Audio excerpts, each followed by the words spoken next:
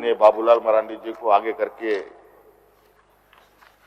एक नेता का फॉर्मेलिटीज निभाया जा रहा है। एक आदिवासी चेहरा आगे करके आदिवासियों के ऊपर उनके जुबानों से जो प्रवचन राज्य को सुनाए जा रहे हैं, यह स्पष्ट रूप से ये न सरना धर्मकोट के हिमायती हैं, न 1932 खतियान के हिमायती हैं, न ही 1932 आधारित नियोजन नीति के हिमायती हैं, न ही ओबीसी को 27% आरक्षण के हिमायती हैं। नहीं तो ये 20 साल में कुछ भी कर सकते थे अध्यक्ष महोदय। इस राज्य को उस जगह पर पहुंचाया जा सकता था। और अभी मुझे पता चला है, पता नहीं सही है कि गलत है, जो हम लोगों के नियोजन नीति को इन लोगों ने चुनौती दिया था, उसमें एक भारतीय जनता पार्टी का वरिष्ठ नेता क्या हांसदा रमेश हांसदा, पूछ लिया जाए इन लोगों से। भारतीय जनता पार्टी का वरिष्ठ नेता और बाकी 20 लोग यूपी बिहार के, और इन लोगों ने प्रेस कॉन्फ्रेंस किया है इसी मुद्दे पर कि सत्ता पक्ष ने ही कोर्ट में इसको चैलेंज करके हरवाने का काम किया। आज आजकल अखबारों में देख रहे होंगे, सत्ता पक्ष को लेकर कई अखबारें रोज सीरीज चल रहा है, कभी इस अखबार में, कभी उस अखबार में, कभी उस अखबार में। बड़ा सुनियोजित तरीके से वो जांच की कार्रवाई का ये को छापा जा रहा है। जैसे आजकल टीवी में एक सीरियल आता है अध्यक्ष महोदय, नेटफ्लिक्स एक ये है, उसमें एक कोई भी आजकल चाहिए सिनेमा कह लीजिए, चाहे वो धारावाहिक कह लें, वो अलग अलग पार्ट में बनता है। जैसे आजकल बहुत चर्चित क्या है कि मनी हाइट्स एक सीरियल हुआ करता था, 12, 13, 14 उसके खंड थे। उसी तरीके से अखबार में खंडों में ये छप रहा है और उसको लेकर ये सड़कों पर उतरते हैं भ्रष्टाचार को लेकर। और इस राज्य के नौजवानों को मैं बिल्कुल आश्वस्त रहने के लिए इस सदन से आग्रह करता हूं और इनको आश्वासन देता हूं कि बहुत जल्द आप लोगों के लिए रोजगार, स्वरोजगार, नौकरी के क्षेत्र में सरकार एक नए तरीके से और संवैधानिक तरीके से आगे पहल करेगी और इसमें रोजगार देने का, नौकरी देने का हर प्रयास करेगी। आज का दिन वैसे सत्र तो छोटा था, लेकिन माननीय सदस्यों ने काफी सहनशीलता के साथ अपनी अपनी बातों को रखने का पूरा प्रयास किया। इसके लिए सभी सदस्यों को मैं बहुत बहुत धन्यवाद देना चाहूंगा। और अभी सदन की आखिरी कार्रवाई की और हम लोग आगे बढ़ रहे हैं।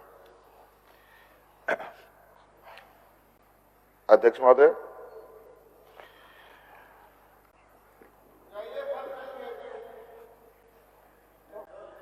अच्छा चले गए आप आप लोग रहेंगे ना? चलिए, एक एक करके सब लोग बधाई दे रहे हैं, देख रहे हैं, माने आप लोग एक एक करके सबे बधाई दे रहे हैं। ठीक ठीक, नहीं ये प्रजातंत्र का खूबसूरती है ये। चलिए ठीक। अध्यक्ष महोदय, ये बहुत हमारे विपक्षियों का जो इस अंतिम घड़ी में जो सहयोग किया इन लोगों ने किया है, इसके लिए मैं इनको बहुत बहुत धन्यवाद दूंगा। जो सभी लोग उठ के चले गए, शायद कड़वी बातें सुनने के आदी नहीं है, और हो भी कैसे सकते हैं अध्यक्ष महोदय।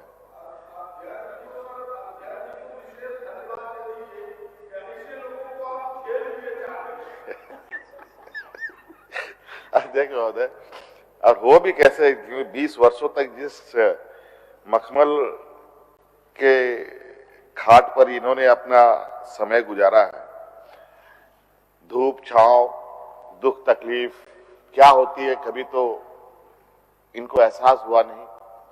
गरीबी की मार, महामारी की मार, सूखाग्रस्त की मार क्या होती है ये तो कभी इनको सामना करना पड़ा नहीं, बल्कि इससे इतर लोग इनके राज्य में राशन कार्ड लेकर के लोग भाग भाग करते हुए लोगों ने जान दे दी। नौजवान बेरोजगार, कई ऐसी घटनाएं घटी, सरकारी कर्मचारियों के ऊपर प्रताड़ना, मॉब लिंचिंग जैसे घटनाएं, कई विगत 20 वर्षों में घटनाएं घटी। और आपने वर्तमान सरकार के 3 साल अभी पूरे होने को हैं अध्यक्ष महोदय, और बहुत चुनौतियों भरा ये वक्त रहा। कोरोना भी आया, थोड़ा जीवन सामान्य हुआ, आज फिर कोरोना का एक माहौल तैयार हो रहा है। आएगा कि नहीं आएगा ये तो आने वाला समय बताएगा, इसकी जानकारी भारत सरकार को सबसे अधिक है। लेकिन वर्तमान मीडिया, अखबार के माध्यम से ऐसा लग रहा है कि कोरोना अब आ चुका है इस देश में, और आगे क्या भारत सरकार की गाइडलाइंस आएंगी।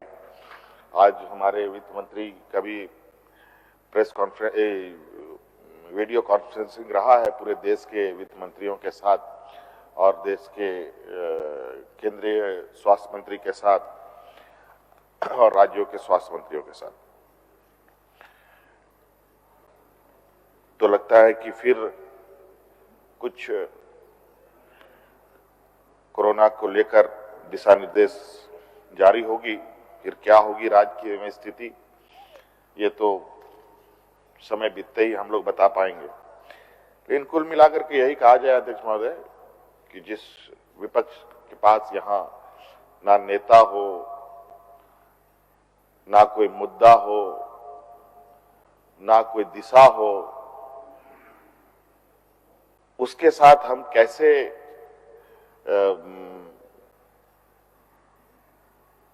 सहयोग की उम्मीद करते हैं ये आप अंदाजा लगा सकते हैं। बहुत सुनियोजित तरीके से इन लोगों ने नेता विहीन सदन बनाए रखा है।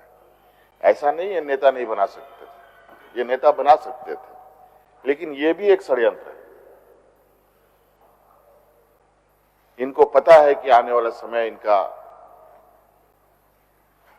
क्या हश्र होना है, और एक मुखौटा के रूप में बाबूलाल मरांडी जी को आगे करके एक नेता का फॉर्मेलिटीज निभाया जा रहा है। एक आदिवासी चेहरा आगे करके आदिवासियों के ऊपर उनके जुबानों से जो प्रवचन राज्य को सुनाए जा रहे हैं, फेसबुक ट्विटर के माध्यम से जो संदेश दिए जा रहे हैं, इनको लग रहा है कि अब इस राज्य का आदिवासी, इस राज्य का मूलवासी इनके चिकनी चुपड़ी बातों में सरलता से प्रभावित कर पाएंगे। लेकिन अब ऐसा नहीं होगा। देखो, ये भारतीय जनता पार्टी का एक बहुत, अब इनकी चालों को भी, इनकी चतुराइयों को भी हम लोग बहुत अच्छी तरीके से समझ रहे हैं। ऐसे चतुर वर्गों को अब हम लोगों ने भी समझना सीख लिया है। पहले हमें भी नहीं समझ में आता था। अब इस सदन नेता एक आदिवासी नेता को आगे खड़ा करके देश में अपने आदिवासी राजनीति, मूलवासी राजनीति करने के प्रयास में है। जिस प्रकार अभी स्थानीय नीति, नियोजन नीति को सुप्रीम कोर्ट में एक आदिवासी भारतीय जनता पार्टी के नेता को आगे रख करके पीछे से जो यूपी बिहार के लोग अपने एजेंडे में उनको सफलता मिली, ये इनका दिखावा कुछ है, करना कुछ है। मैं आपको एक 2-3 फोटो दिखाना चाहता हूं अध्यक्ष महोदय। आपको याद होगा अध्यक्ष महोदय, इस सदन ने सरना धर्म कोड को पारित किया है, और कभी हमारे विपक्ष की तरफ से यह बात आती है कि यहां कोई सरना नहीं है, सब हिंदू है। और अभी हाल में ही सरना सनातन महासम्मेलन इधर सिमडेगा, बानो, गुमला, ये सब जगहों पर बड़ी तेजी से ये लोग गांव-गांव में, प्रखंडों में आयोजित कर रहे हैं। भगवान बिरसा मुंडा से लेकर के हमारे जितना वीर सपूत है, इनके ऊपर माला चढ़ाकर यहाँ के आदिवासी मूलवासियों को एक आईवास करने का प्रयास हो रहा है। ये एक फोटो है अध्यक्ष महोदय जो हमारे सामने आया है। जब सरना कोड के आप सरना धर्म के इतने हितैषी दिख रहे हैं, होर्डिंग पोस्टर लगा करके हम सभाएं कर रहे हैं, लोगों को, ग्रामीणों को, आदिवासियों को, मूलवासियों को एकत्रित कर रहे हैं, तो आज इतने महीने हो चुके सरना धर्म कोड को दिल्ली भेजे हुए, उस पर अभी तक मोहर लगाने में कौन सी कार्रवाई हमारे विपक्ष के साथियों के द्वारा हुआ है, जरा ये भी बता देते। ये तो हुआ ना, यह स्पष्ट रूप से ये न सरना धर्म कोड के हिमायती है, ना 1932 खतियान के हिमायती है, ना ही 1932 आधारित नियोजन नीति के हिमायती है, ना ही ओबीसी को 27% आरक्षण के हिमायती है। नहीं तो ये 20 साल में कुछ भी कर सकते थे अध्यक्ष महोदय। इस राज को उस जगह पर पहुंचाया जा सकता था जहां देश के अग्रणी राज्य के आसपास ये राज होता। इस राज को बड़ा षड्यंत्रकारी तरीके से देश के सर्वोच्च पिछड़े राज्यों में लाके खड़ा कर दिया। 20 वर्षों में क्या ओबीसी को आरक्षण ये 27% नहीं दे सकते थे? क्या 1932 का खतियान आधारित नियोजन नीति नहीं बना सकते थे? हाँ, इन लोगों ने नियोजन नीति बना, स्थानीय नीति 1932 का प्रयास जरूर किया था, लेकिन वो ऐसा प्रयास रहा कि जहां पर इस राज्य में लोग एक दूसरे का खून का प्यासा हो गए। और ऐसा क्या हुआ कि हम लोग 1932 की चीजों को लाते हैं तो लोग रंग, गुलाल, अबीर लेकर के सड़कों पर मिठाई बांटते हैं। यही फर्क है अध्यक्ष महोदय उनके और हमारे निर्णयों में और मंशा में। आज हमारी मंशा क्या थी नियोजन नीति के माध्यम से अध्यक्ष महोदय?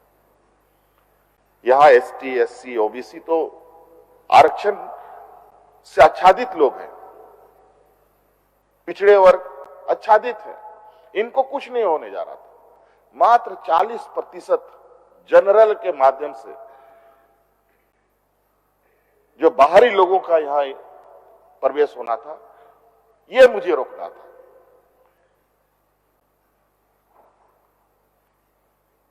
मेरी मंशा पर कोई शक नहीं कर सकता अध्यक्ष महोदय। आज अगर आदिवासी का ही सिर्फ मुझे सोच रखना होता तो मुझे कोई दिक्कत नहीं था। दलितों के बारे में सिर्फ सोच रखनी थी तो कोई दिक्कत नहीं था। पिछड़ों की बात होती तो कोई दिक्कत नहीं था। ओबीसी की बात होती तो कोई दिक्कत नहीं था। लेकिन इस राज्य के हर जानमानस की हितों की रक्षा हो, वो हमारा प्रयास था, लेकिन उन्होंने उसको भी विफल कर दिया। आज बता दीजिए कौन ऐसा देश में राज्य है जिसने अपने नियोजन नीति ना बनाया हो? स्थानीय लोगों के हक अधिकार की संरक्षण किस राज्य ने नहीं किया? क्या राज्य को अपने तरीके से राज्य के पदाधिकारियों को, चाहे सचिवालय में हो, चाहे ब्लॉक में हो, चाहे जिला कार्यालय में हो, इस राज्य के मूल वासी आदिवासी को, यहाँ के लोगों को रखने का अधिकार नहीं? और अभी मुझे पता चला है, पता नहीं सही है कि गलत है, जो हम लोगों के नियोजन नीति को इन लोगों ने चुनौती दिया था, उसमें एक भारतीय जनता पार्टी का वरिष्ठ नेता, क्या हांसदा रमेश हांसदा, पूछ लिया जाए इन लोगों से। भारतीय जनता पार्टी का वरिष्ठ नेता और बाकी 20 लोग यूपी बिहार के, और इन लोगों ने प्रेस कॉन्फ्रेंस किया है इसी मुद्दे पर कि सत्ता पक्ष ने ही कोर्ट में इसको चैलेंज करके हरवाने का काम किया। खैर, ये तो बचाल किस्म की जमात है। चिल्लाने में, हल्ला करने में इससे तो कोई पार नहीं लग सकता, ये तो सर्वविदित है। और इनको लगता है कि एक झूठ को 100 बार बोलो तो सच जैसा दिखता है तो लोगों को भी दिखेगा, लेकिन कितने दिन तक ये काम चलेगा? आज इनकी राजनीति सिर्फ ईडी, सीबीआई और सरकारी एजेंसियों के दरवाजे पर जाकर टिकी है।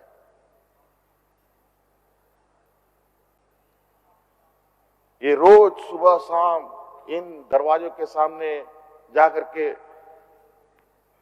घुटना टेक के खड़े हो जाते हैं कि ईडी कार्यालय से कोई कागज फेंकेगा तो उनके हाथ में आएगा और मुद्दा लेके राजनीति करेंगे। आज आजकल अखबारों में देख रहे होंगे, सत्ता पक्ष को लेकर कई अखबारें रोज सीरीज चल रहा है, कभी इस अखबार में, कभी उस अखबार में, कभी उस अखबार में। बड़ा सुनियोजित तरीके से वो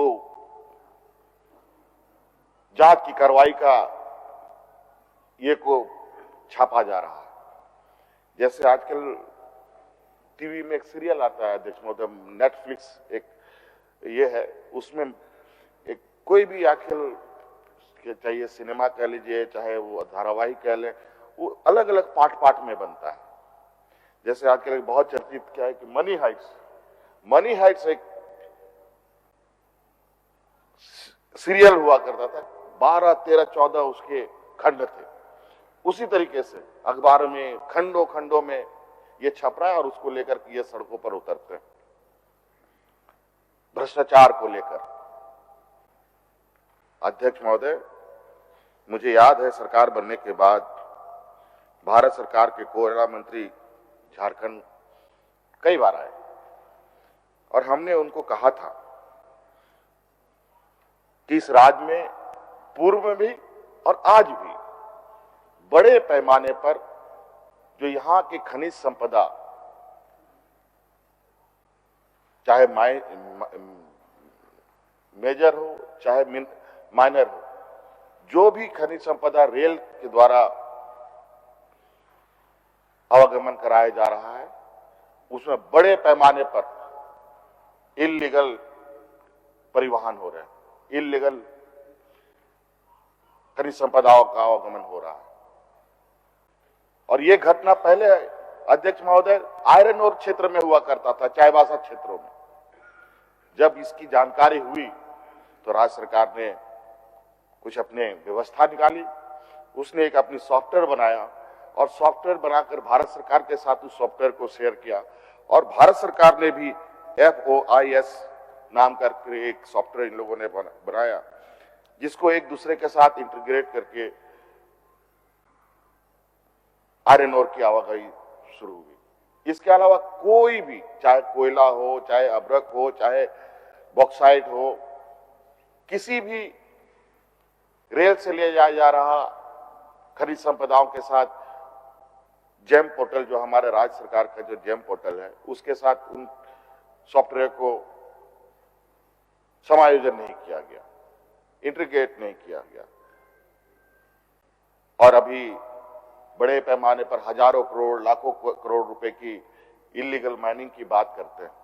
हमने तो उनको बता दिया, आप हमको हिसाब दीजिए कि 1000 करोड़ रुपए का आपका इलीगल माइनिंग हुआ है, तो ट्रेन कितना आपने उपलब्ध कराया। और अभी इस को लेकर राज्य सरकार एक SIT गठित करने जा रही है अध्यक्ष महोदय, कि रेलवे के द्वारा इतने वर्षों में कितने खनिज संपदाओं का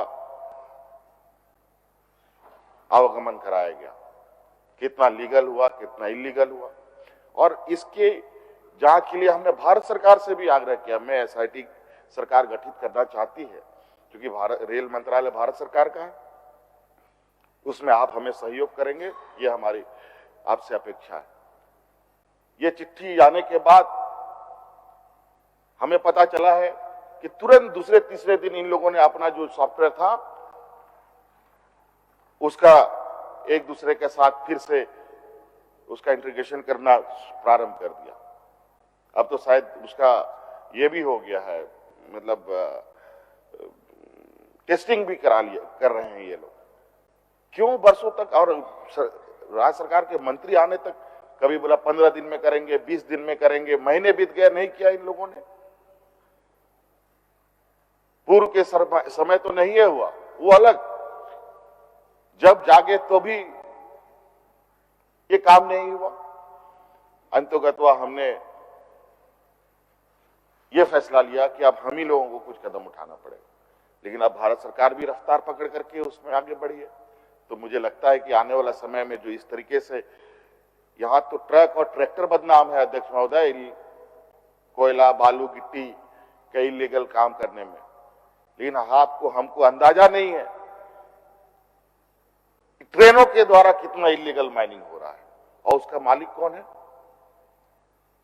ट्रेन में जैसा बॉगी जुड़ा हुआ इंजन में के साथ 50-60 बॉगी जुड़े रहते हैं ना अध्यक्ष महोदय, उसी तरीके से नीचे से लेके ऊपर लेवल तक के लोग को इस बात की जानकारी। राज्य सरकार का इसमें कहीं कोई हस्तक्षेप नहीं।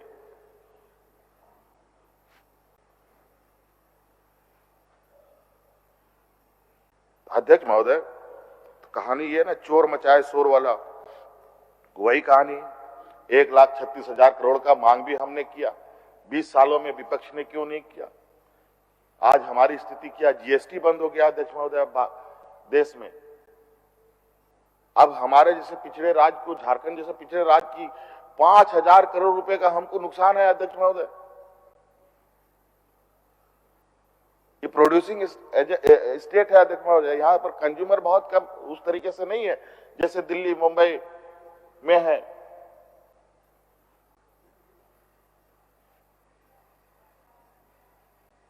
आज इस राज्य को गरीब पे गरीब और गरीब पे गरीब किस तरीके से किया जाए, बहुत बड़े पैमाने पर इनका ग्रामीण स्तर से लेके हेडक्वार्टर लेवल तक में चलता है, लोगों को दिग्भ्रमित करने का। अध्यक्ष महोदय, प्रधानमंत्री हर व्यक्ति को घर देने की बात करते हैं, हर गरीब को घर देने की बात करते हैं। आपको पता है, मैं सदन को बताना चाहूंगा, 8 लाख से अधिक आवास स्वीकृति के लिए महीनों से भारत सरकार में पेंडिंग पड़ा हुआ है। वहां से परमिशन नहीं मिला तो गरीबों को हम लोग दें कहां से अध्यक्ष महोदय। हम लोगों ने अतिरिक्त गरीब को राशन देने का निर्णय लिया, पैसा भी राज्य सरकार देने को तैयार है, लेकिन एफसीआई अनाज देने को तैयार नहीं। जब वहां से थक हार गए तो मंत्री जी अब वैकल्पिक रास्ता से ओपन मार्केट से राशन खरीद के गरीबों को देने का इन्होंने निर्णय लिया।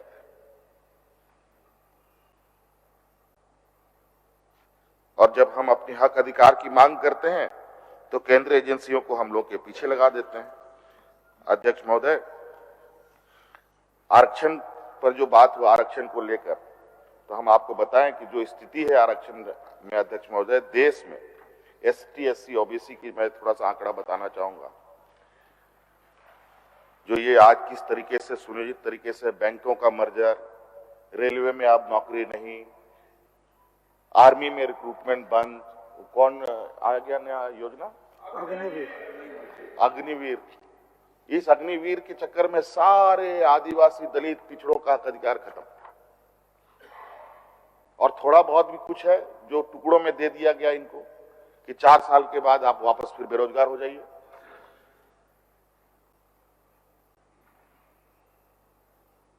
ग्रामीण क्षेत्र के नौजवान सबसे अधिक इन्हीं क्षेत्रों में नौकरी पाने के लिए दौड़ते थे अध्यक्ष महोदय। अब वो सारा रास्ता बंद, और जो था नौकरी उसकी स्थिति अध्यक्ष महोदय, और आप जो स्थिति अब वर्तमान में है, उसके बाद जब 5 साल 10 साल के बाद अगर हम ऐसे डाटा को देखेंगे तो आपको पता चलेगा कि उसकी क्या स्थिति होगी। देश की स्थिति अध्यक्ष महोदय, जो ग्रुप ए में है, जिसमें आईएएस आईपीएस लोग आते हैं, उसमें दलितों की जो प्रतिशत है अध्यक्ष महोदय, वो 48.5% है अध्यक्ष महोदय। 50% नहीं, 50% से भी अधिक। ग्रुप बी में अध्यक्ष महोदय 60%, ग्रुप सी में 45% अध्यक्ष महोदय, और उसी में आदिवासी समाज का अध्यक्ष महोदय ग्रुप ए में 53%, ग्रुप बी में 60% से अधिक, लगभग 61% कह लीजिए, ग्रुप सी में 53.3% है अध्यक्ष महोदय।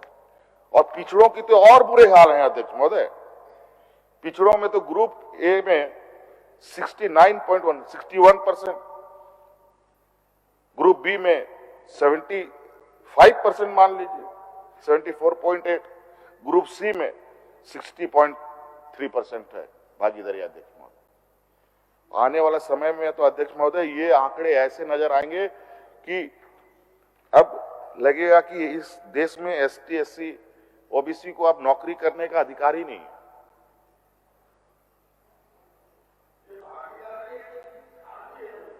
हाँ, खाली है, खाली खाली खाली खाली। ये धीरे धीरे 100% में चला जाएगा अध्यक्ष महोदय। और आज यही वजह है अध्यक्ष महोदय, चपरासी की नौकरी में ग्रेजुएट और पीएचडी किए हुए बच्चे फॉर्म फिलअप कर रहे हैं। इतना डिस्ट्रेस है नौजवानों। अब सब राज्य सरकार के मत थे, लेकिन चिंता न करें अध्यक्ष महोदय, इन्होंने ये जरूर अपने षड्यंत्र पर कामयाब हुए हैं, लेकिन इनको बहुत ज्यादा इससे खुशी होने की जरूरत नहीं है, क्योंकि बहुत जल्द इनके लिए, इन नौजवानों के लिए वैकल्पिक रास्ता हम निकालेंगे और इसमें निश्चित रूप से हम लोग सफल भी होंगे, क्योंकि सरकार की सोच बिल्कुल पारदर्शी है और इस राज्य के नौजवान बेरोजगार के प्रति हमारी भावनाएं हैं। इसी के लिए अध्यक्ष महोदय आज गांव-गांव, पंचायत आज पदाधिकारियों को भेजकर स्वरोजगार सृजन करने का हम लोगों ने एक मजबूत पहल शुरू की अध्यक्ष महोदय। आज वही वातावरण जो 20 साल का, आज उस वातावरण में कई बदलाव होते हुए आप देखेंगे अध्यक्ष महोदय। और एक वातावरण बन रहा था इस राज्य में रोजगार सृजन को लेके, नौकरी को लेके। माननीय विधायक शशि भूषण जी बोल रहे थे रोजगार, कारखाना खोलिए हमारे राज्य में। कारखाना खोलिएगा क्या अध्यक्ष महोदय? स्थिति यहाँ पर जो हुआ अध्यक्ष महोदय, जो हम लोग स्थानीय नीति बनाया, हम लोगों ने उद्योग नीति बनाया, हम लोगों ने पर्यटक नीति बनाया, हम लोग खेल नीति बनाया, कई नीतियां हम लोगों ने बनाई। और हम लोग की उद्योग नीति को देश में कई उद्योगपतियों ने काफी सराहा भी, और कई उद्योग डालमिया जैसा सीमेंट आकर के अपने प्लांट को लगा करके शुरू भी किया। कई हमारे अजीम प्रेम जी जैसे फाउंडेशन को हम लोगों ने राज्य में आने का न्योता दिया, वो तैयार भी हुए अध्यक्ष महोदय। और उनका बड़े पैमाने पर राज्य को सहयोग भी मिलेगा। और इन सब को ध्यान में रखकर कई उद्योग घरानों से ये बातें, चर्चाएं चल रही थी कि अब झारखंड में आकर के अपना निवेश करेंगे। लेकिन जो वातावरण एजेंसी, सरकारी एजेंसी के द्वारा इन लोगों ने बना दिया इस राज्य में, इतना डरावना, इतना भयावह बनाया अभी वातावरण इस राज्य में, और ये सुनियोजित तरीके से इनको नहीं पच रहा है अध्यक्ष महोदय कि नौजवान, एक आदिवासी नौजवान यहाँ उसके कार्यकाल में इंडस्ट्री आकर के बैठे, यहाँ रोजगार सृजन हो। और आज इनके एजेंसियों को कार्रवाई से वो उद्योग घराने में एक डर पैदा हो गया है कि पता नहीं वहां पर एजेंसी क्या निर्णय लेगी, क्या करेगी, कहां जाएगी, किसके दरवाजे पे जाएगी, और सरकार को अस्थिर करने में लगे। सरकार बनने के दूसरे दिन से तो ये इस काम में लगे हैं, लेकिन सरकार का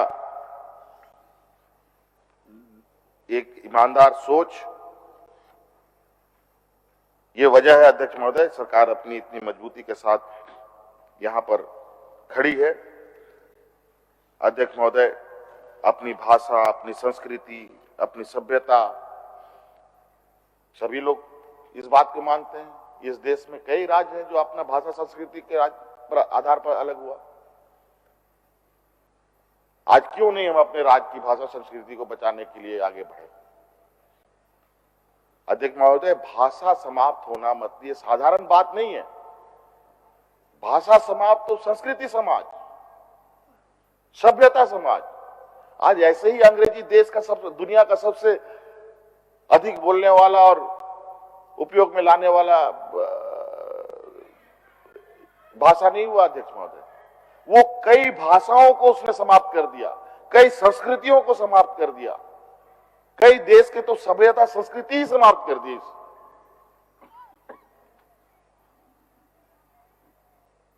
आज इस राज्य का, जहां इस राज्य में आप इस भाषा का जो महत्व है अध्यक्ष महोदय, वो ग्रामीण क्षेत्र में जाके देखने को पता चलता है। जहां 70 साल की एक बूढ़ी महिला,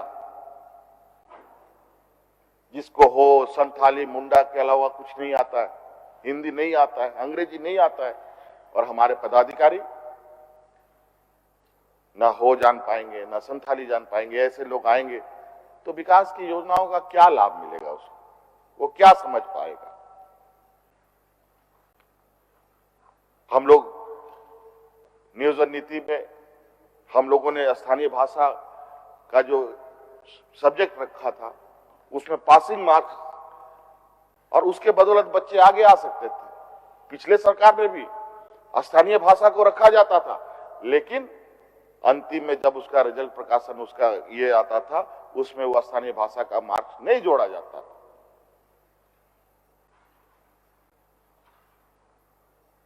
तो ये सोच और सोच उनकी, हमारी सोच।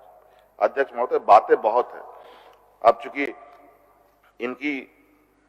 इनको चेहरा भी दिखाना जरूरी है, लेकिन अब चूंकि ये है ही नहीं, इनको दिखा के भी कोई फायदा नहीं। लेकिन जनता अब सारा कुछ समझ रही है अध्यक्ष महोदय। इनके चाल चरित्र, इनके चतुराई, और किस चतुराई के साथ इस देश को, राज्यों को मूर्ख बना रहे हैं। महंगाई देख लीजिए अध्यक्ष महोदय, कभी पूछते हैं ये लोग महंगाई के बारे में? बोलते हैं कभी? 5 टका का रेलवे का प्लेटफॉर्म टिकट 50 रुपए का हो गया, 400 रुपए का सिलेंडर अध्यक्ष महोदय 1200-1100 रुपए का हो गया। आज गरीब के थाली से चावल, दाल, सब्जी सब गायब। किरासन तेल कितना का मिलता था? किरासन तेल 5-10 रुपया, 15 रुपया वाला किरासन तेल 110-15 रुपया लीटर। क्या हो गया अध्यक्ष महोदय देश को? अर्थव्यवस्था औंधे मुंह गिरी पड़ी। आज 80 रुपया डॉलर के मुकाबले देश का करेंसी हो गया। पैर के बल खड़ा नहीं हो पा रहा है। मुझे लगता है देश आजाद के बाद पहली बार इतना बुरा हाल रुपए का हुआ है, और रुपया का इतना बुरा हाल है, लेकिन सेंसेक्स फुटबॉल की तरह उछाल मार रहा है। ये समझ से परे है। ये गणित व्यापारियों को ही समझ में आ सकता है। 70-80 सालों में जो बुजुर्ग नौकरी पेशा मजदूरी करके जो बचाया कुचाया होगा अध्यक्ष महोदय, अपना बेटा को पढ़ाने के लिए, बेटी को शादी करने के लिए, इन 8 सालों में ये भारतीय जनता पार्टी की पूरी जमात ने उन सभी middle class, lower middle class, गरीबों के सारे पैसे खत्म करवा दिए, और जो रहे कसे कुछ लोग होंगे उनका भी खत्म हो जाएगा।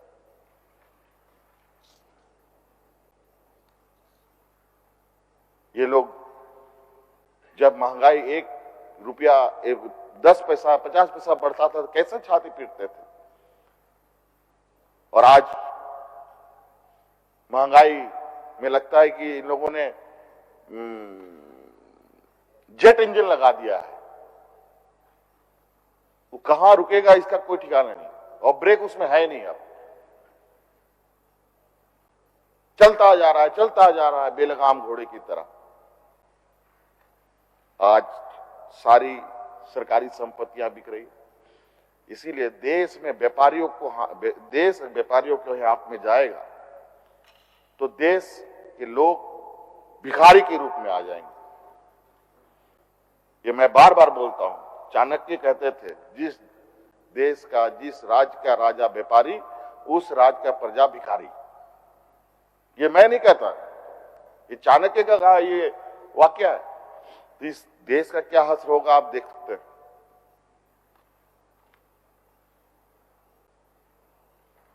तो कई बातें अध्यक्ष महोदय एक एक करके याद आ रही है। अब अगर वो बातें शुरू होगी तो फिर रात बीत जाएगी। इनके घोटालों से लेकर के, इनकी कार्रवाई से लेकर के, इनकी निर्मम और निर्दयी चेहरे को देख करके तो बहुत वक्त लगेगा। मुझे लगता है कि बस इतने कम शब्दों में ही इनका असली चेहरा 20 वर्षों का अब लोग दोबारा याद करना चाहेंगे, अब संभव नहीं।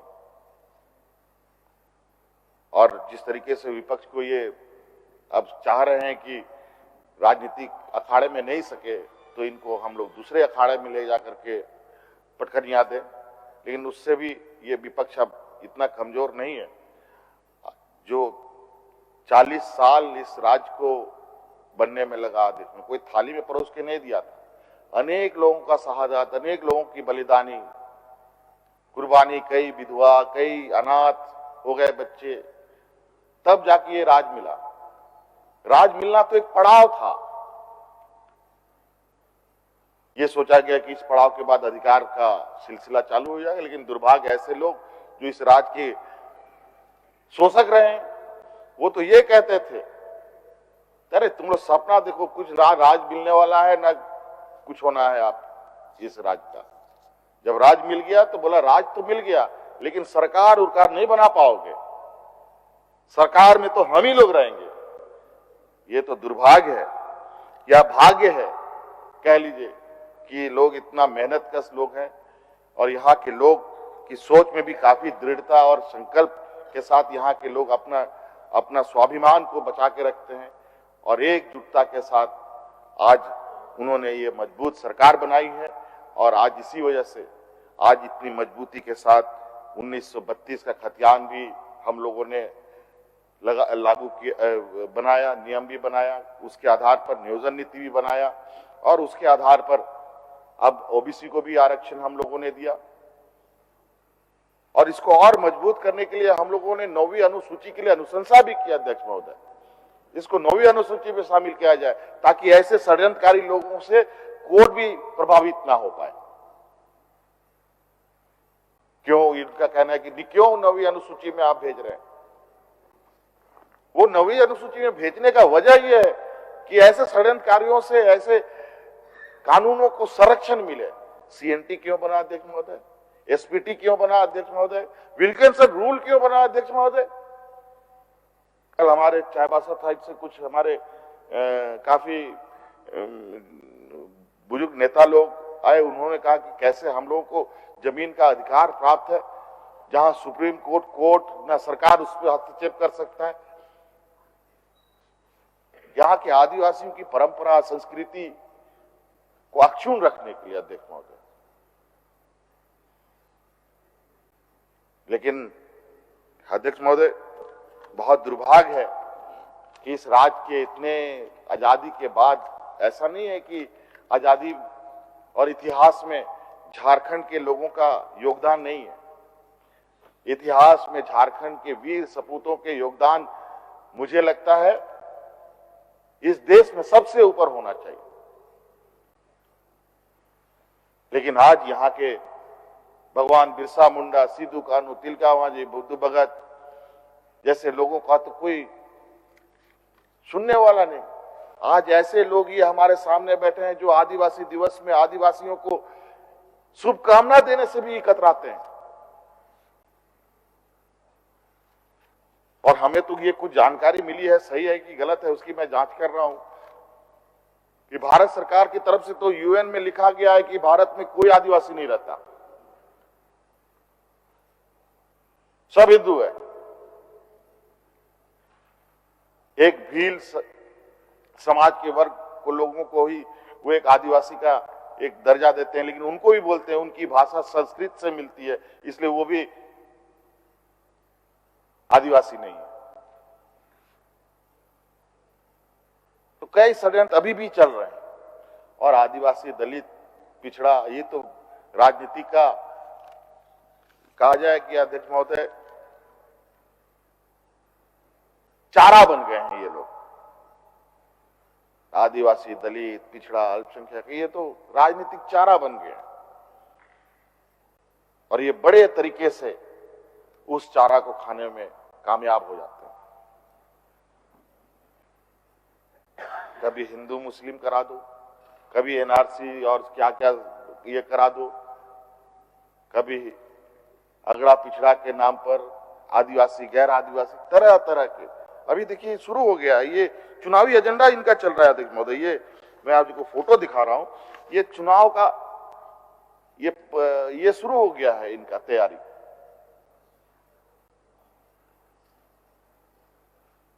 खैर इन पर भी हमारी कड़ी नजर है अध्यक्ष महोदय। इस राज्य में अब इनकी जितनी दाल, जितनी अत्याचार थी वो इन्होंने कर लिया है। अब इनका अब सूरज ढल चुका है, अब नया सूरज, नई ताकत, नई किरण के साथ ये अब राज्य आगे बढ़ेगा। और इस राज्य के नौजवानों को मैं बिल्कुल आश्वस्त रहने के लिए इस सदन से आग्रह करता हूं और इनको आश्वासन देता हूं कि बहुत जल्द आप लोगों के लिए रोजगार, स्वरोजगार, नौकरी के क्षेत्र में सरकार एक नए तरीके से और संवैधानिक तरीके से आगे पहल करेगी और इसमें रोजगार देने का, नौकरी देने का हर प्रयास करेगी। और इन्हीं बातों के साथ मैं अपनी बातों को समाप्त करना चाहता हूं। धन्यवाद, जोहार। बायोम ने दिए हैं नीट 2022 के Jharkhand toppers. Class 8, 9, 10, 11th and 12th के स्टूडेंट्स के लिए आ गया है बायोम टैलेंट रिवॉर्ड एग्जामिनेशन, जहां उड़ान एडमिशन स्कॉलरशिप में पाएं up to 1.25 crore discount and up to 100% scholarship in classroom program along with cash prize and reward. बायोम, हीनू एवं नगरा टोली, रांची। विवेकानंद विद्या मंदिर स्कूल एक CBSE affiliated English medium coed school है। हम शिक्षा के साथ संस्कार देते हैं। thefollowup.in. Like, share and subscribe. www